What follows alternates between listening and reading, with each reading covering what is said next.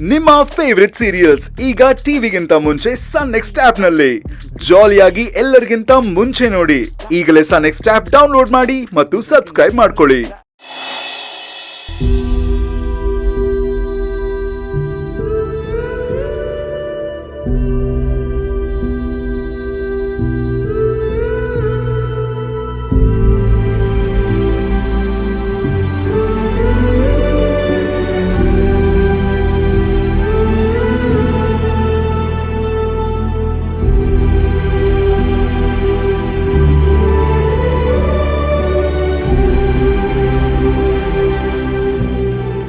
ಏನಂತೆ ನಿಮ್ ಮಗಳದು?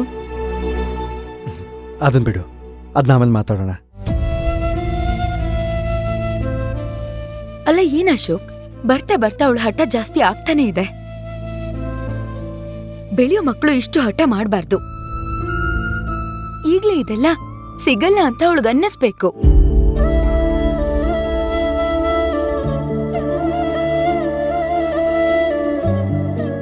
ಅವಳು ಈಗ ಈ ಥರ ಇದ್ದಾಳಷ್ಟೇ, ದೊಡ್ಡೋಳಾದ್ಮೇಲೆ ಬದಲಾಗ್ತಾಳೆ ಬಿಡು. ಅದೇನ್ ಬದಲಾಗ್ತಾಳೋ ಏನೋ, ನನಗಂತೂ ಒಂದು ಗೊತ್ತಾಗ್ತಾ ಇಲ್ಲ. ಸರಿ ಆಯ್ತು, ಈಗ ನೀನು ಭೈರವಿ ವಯಸ್ಸಲ್ಲಿದ್ದಾಗ ನಿಮ್ಮ ಅಣ್ಣನ ಹತ್ರ ಏನಾದ್ರು ಬೇಕು ಅಂತ ಕೇಳುವಾಗ ನಿಮ್ಮಣ್ಣ ಯಾವ ಥರ ರಿಯಾಕ್ಟ್ ಮಾಡ್ತಿದ್ದ? ಅಕಸ್ಮಾತ್ ನೀನು ಬೇಕೇ ಬೇಕು ಅಂತ ಹಠ ಮಾಡಿದಾಗ ನಿಮ್ಮ ಅಣ್ಣ ನಿಂಗೆ ಕೊಡ್ಸಲ್ಲ ಅಂತ ಹೇಳ್ತಾನೆ, ಆವಾಗ ನಿನ್ನ ರಿಯಾಕ್ಷನ್ ಹೇಗಿರ್ತಿತ್ತು? ನಾನೇನಿಷ್ಟು ಹಠ ಮಾಡ್ತಿರ್ಲಿಲ್ಲ ಅಶೋಕ್. ಆಯ್ತು, ನಿಮ್ ಮಗಳನ್ನ ನೀವು ಎಲ್ ಬಿಟ್ಕೊಡ್ತೀರಾ? ನೀವಾಯ್ತು, ನಿಮ್ ಮಗಳಾಯ್ತು. ಹಾ, ನಾನು ಲಾಯರ್ ಹತ್ರ ಎಲ್ಲ ಕ್ಲೀನಾಗಿ ಹೇಳಿದ್ದೀನಿ, ನೀವೊಂಚೂರು ಫಾಲೋ ಮಾಡ್ಬಿಡಿ. ಸರಿ ಆಯ್ತು.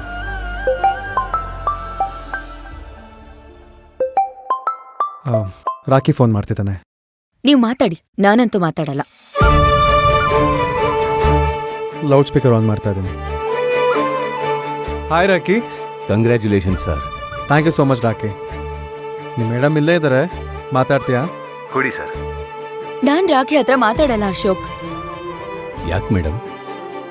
ಗೃಹ ಪ್ರವೇಶಕ್ಕೆ ಎಷ್ಟು ಜನ ಬಂದಿದ್ರು ಗೊತ್ತಾ? ನೀನ್ ಮಾತ್ರ ಬಂದಿಲ್ಲ. ನಾನು ನಿಮ್ ಜೊತೆ ಇರೋದು ಅವ್ರಿಗೆಲ್ಲ ಗೊತ್ತಿಲ್ವಲ್ಲ ಮೇಡಮ್. ಸುಮಾರು ಜನ ಬಂದಿರ್ತಾರೆ, ಯಾರಾದ್ರೂ ನೋಡ್ಕೊಂಡು ಹೋಗಿ ಊರ್ಮಿಳವ್ರಿಗೂ ಆದಿಯವ್ರಿಗೂ ಹೇಳಿದ್ರೆ?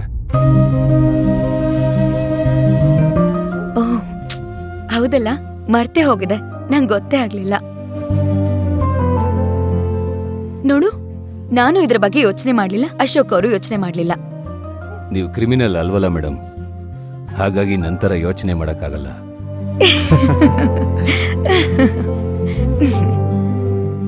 ಅದೇನೇ ಆದ್ರೂ ಅನ್ಯಾಯವಾಗಿ ನಮ್ಮಿಂದ ನಿನಗ್ ತೊಂದ್ರೆ ಆಯ್ತಲ್ಲ ರಾಕಿ. ಮೇಡಮ್, ಅದು ಒರಿಜಿನಲ್ ಬುಲೆಟ್ ಅಲ್ಲ.